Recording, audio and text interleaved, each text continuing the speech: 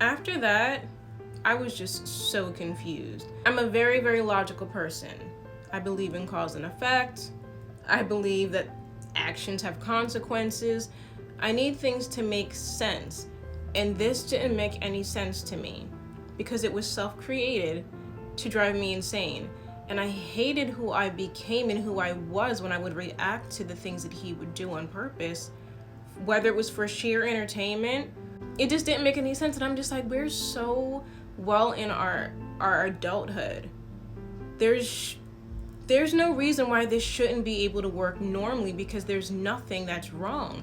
You create issues, and I spend more time busy trying to be the perfect girlfriend and always be right in terms of being where I say I'm going to be when I say I'm going to be there, doing what I said I was going to do when I said I was going to do it. I'm always on my tippy toes catering to you and trying to communicate with you and always looking out for you, that I don't understand why this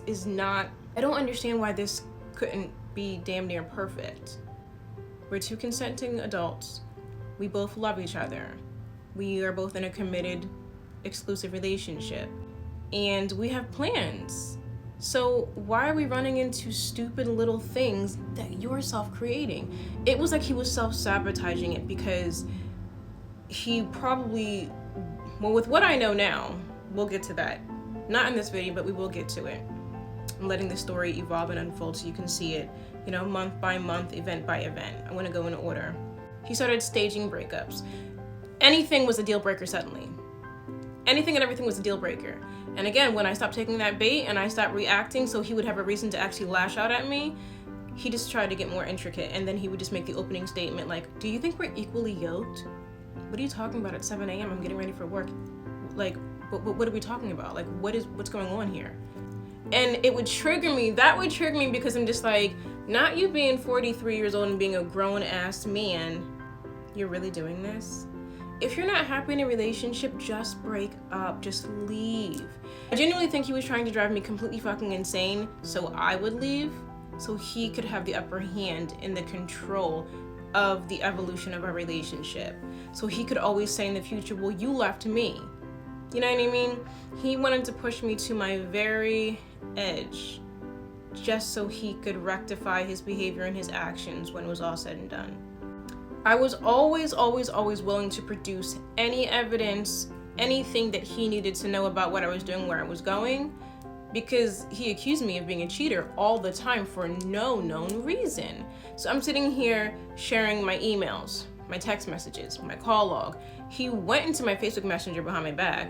He went into the deleted messages in my phone. He damn near stalked every man on TikTok that ever liked or commented on any of my stuff. It was just like relentless, never ending. And then he would always have a snarky comment. Like if he called me and I was actually using my phone to film something, I wouldn't see the call come through and it wouldn't even ring. When I would call him back, he would say something to the effect of, are you on the phone with your other boyfriend? Honey, no one has time for all of that.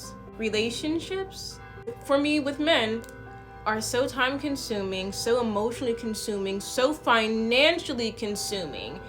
No one has time to sit up here and entertain more than one person. With all that I'm doing for you and with you, why would I sit up here and I have another man on the side? How does that benefit me? I would never do all that. For what? For you to just tell me that I'm pretty all day long? That's what the internet's for. The internet does it for me every single day. I don't need to go find another man and have another man on the side for compliments. Because 9 times out of 10, if you're the average man, you're not going to be able to give me anything more than that nigga was giving me while I was with him. At that point, I was in the relationship with Asmodeus, and I was still in that relationship because I still remembered the good times at the beginning. I remembered when things made sense. I remembered when he was really sweet and kind, and how I used to get butterflies when I would see his car pull up outside, and when I knew he was coming over, I had to have the whole entire house spotless, everything was clean, and I made sure that we had everything that we needed in the refrigerator, the freezer, or the pantry. I did that anyway, but I always went out of my way to grab the things that he liked and have them on hand at my house for him. I would spend like maybe an hour or two getting ready just for this man to walk in and sit here and watch movies with me all night and have dinner. I'd make sure, like, you know, my hair was perfect, my makeup was perfect, I was wearing something really cute and flattering. He used to make me nervous. He used to stare at me. That was then, this is now. But I remember how supportive he used to be, and it was like that person died overnight. Valentine's Day, he was in New Jersey. He was back in New Jersey. If I'm not mistaken, he went to California at the beginning of February. And he was back because he was, you know, he was with me February 10th, the night before my birthday. And Valentine's Day, we didn't do anything. And I told him in a text message, I really don't care about Valentine's Day. It doesn't do or mean anything to me. It's not a really big, huge deal. And I also said that because I knew he was broke. You know, I knew he was broke. So it just also has never been a really big deal, you know, to me. And I didn't want to put any pressure on him to think that he had to do anything. So it's still not important to me. It's not important to me. As a matter of fact, Valentine's Day is actually annoying because people feel this pressure to go out into society and conduct themselves in a fashion that's celebrating the holiday. And if you're not out with your man or your girl, you're single and lonely and miserable, or you got played, or you're the other woman or you're the other man. And all those people rush out to go take part in these festivities for Valentine's Day, and the malls are packed, the restaurants are packed. I don't want to go out on Valentine's Day and sit up here and have to combat with somebody else who needs the same table that I want at a restaurant because they don't take reservations. That's why I don't really care about Valentine's Day. You can do all the nice stuff for me randomly any day. Valentine's Day is not important, and it has never really been important to me. But honestly, I don't think that man was going to do shit for me anyway. If I did make it a big deal about Valentine's Day, he would be more likely to gaslight me about his finances and him being in school and about, like, you know, the little hours he gets at work before he would actually just acknowledge that I have a right to have an expectation for Valentine's Day, because every day of the week, 24 hours a day, I'm always your girlfriend, and I'm always considerate. I'm always checking on you. I'm always making sure you've eaten. I'm always making sure you've got gas in your car. I'm always making sure that you have everything that you need at all times. And when it comes to your emotions, I'm a listening ear.